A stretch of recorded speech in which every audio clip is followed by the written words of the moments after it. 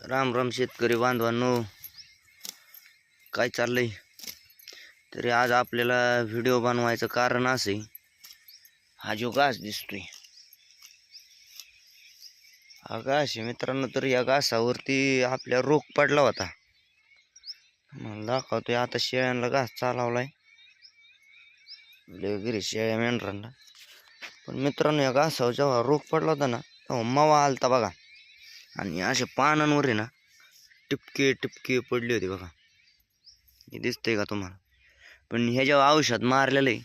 पण आता औषध मारून 3 दिवस झाले आणि 3 दिवसानंतर परत घास कापणीला गेलाय. तर तुम्ही बघताय तर रोग ह्यो हटलाय मित्रांनो. तुमच्या इकडं मावा आता येतोय का ह्या दिवसात? कमेंटमध्ये सांगायचे. तुम्ही बघत असताना घासाची कापणी वगैरे सगळे चालू आहे. पण आता 3 दिवस मध्ये कापणी बंद होती. आजपासून कापणी परत चालू केली.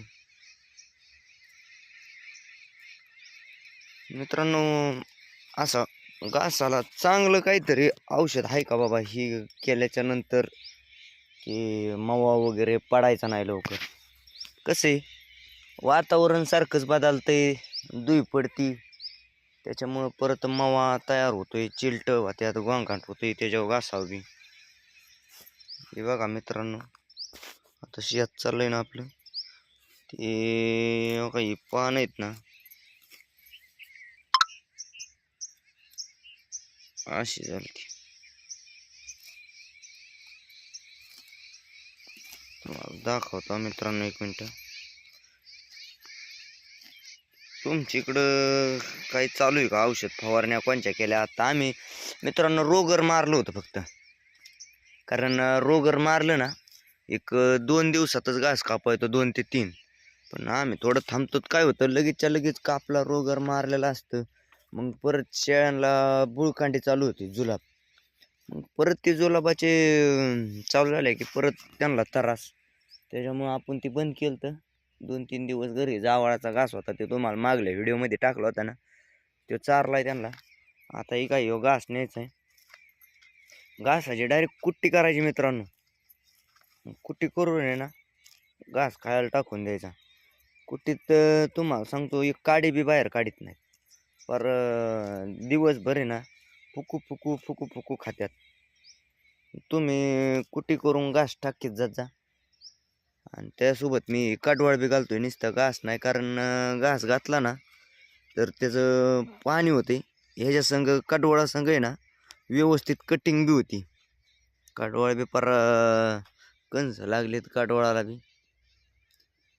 चांगलं काटवाळ वाढलेलं आहे. काही काटवाळ 2-3 सारं केलंय. 2-3 सारं लय होत्यात शेळ्यांना. बऱ्याच दिवस जाईन आपल्याला. तिकडं बी आहे खाली घासाच्या कडेने टाकले थोडं थोडं. तर मित्रांनो, तुम्ही पण अशा प्रकारे चाऱ्याचं नियोजन करा. चारा असला तरच शेळ्या वगैरे व्यवस्थित राहत्यान. हे बघत आहे मित्रांनो, रोगासाठी काहीतरी कमेंटमध्ये औषध सांगा. मी तर रोगर मारलं होतं. हो का, हे बघत आहे तुम्ही.